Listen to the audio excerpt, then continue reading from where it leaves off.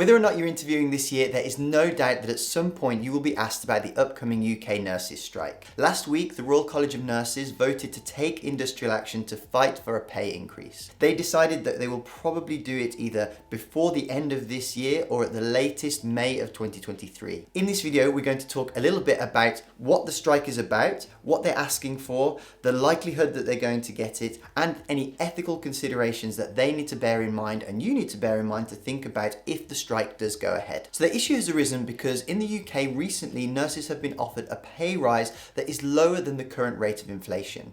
They were offered a pay rise in England of about 4.75% and in Scotland 8%. However, the current inflation rate is at 12%. Now let's use an example to put into context what that means. Now every year, for various reasons, inflation means that the price of goods goes up each year. Now, let's say, for example, a year ago, a coffee would have been £2. Now, with the current rate of inflation of 12%, that means that this year, a coffee would now be £2.24. However, the nurses' pay increase that is offered or suggested of 5% means that they would only get £2.10. Now in this example, we would be saying that nurses only get £2 pay a month. And frankly, the insult for what they do get compared to what they deserve, they might as well be. Now the RCN states that a registered nurse who's been working for about 7 years, depending on where they are in the UK, are likely to earn this for their salary. So what do they want? Well, the RCN states that nurses' pay has consistently fallen below inflation, a fact which has been exacerbated by the cost of living crisis and must now rise significantly to reflect that. This is reflected in the fact that it is now not uncommon for registered nurses to be attending food banks to get fed, and also hospitals are setting up their own food banks to help nurses, registered and healthcare assistants to help with their cost of living and to manage that. Not only is there a cost of living crisis for nurses to worry about, but there are also rising pressures at work. Across England alone, there are 47,000 job vacancies in the nursing department, and 40,000 people walked out last year. That means that of the nursing posts available, 12% almost are left unfilled. So what do they want? Well, of course they want a new pay offer, and quite rightfully, a significantly higher one. Currently what they're asking for is 5% above the current inflation rate, so 17.6% to be precise. Now that might seem like a large number, but actually when you consider that the rate of inflation and the rate of pay, well, that inflation has been going up significantly faster than the rate of pay has been, it means that over the course of a decade, they've actually taken what is effectively, when you equate it for modern day equivalents, about a 20% pay cut. So what's the other side of the argument? What are the government saying about this?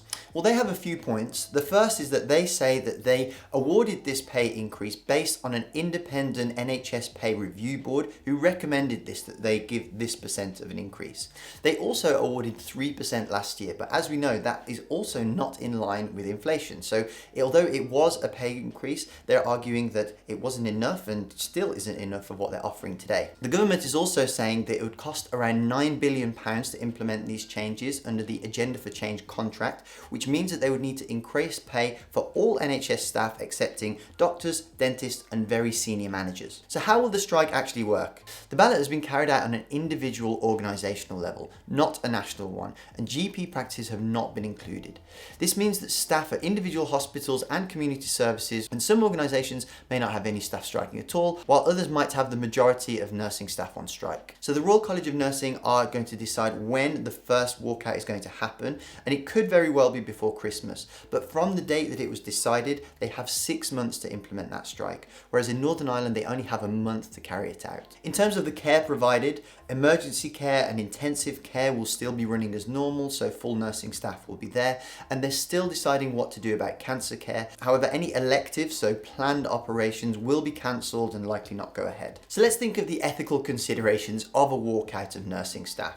Now, one could very easily argue that harm will come to patients if the nurses do decide to go ahead with the strike. We actually have some data from a New York study on strikes where researchers matched data on nurses' strikes from New York State from 1984 to 2004 to data on hospital discharges, including information on treatment intensity, patient mortality and hospital readmission. They conclude that nurse strikes were costly to hospital patients, in-hospital mortality increased by 19.4% and hospital readmissions increased by 6.5% for patients admitting during a strike. However, could you argue that if they don't strike, conditions continue to get worse, the more people leave, more people get burnt out. Ultimately, patients are going to suffer a lot more in the long run. A recent NHS provider survey of NHS trust leaders found that all respondents were concerned about the mental, physical and financial well-being of their staff as a result of the cost of living pressures, with 61% reporting a rise in staff sickness, absence because of mental health. And the RCN General Chief and Secretary Pat Cullen also went on record to state, "This action will be as much for patients as it is for nurses.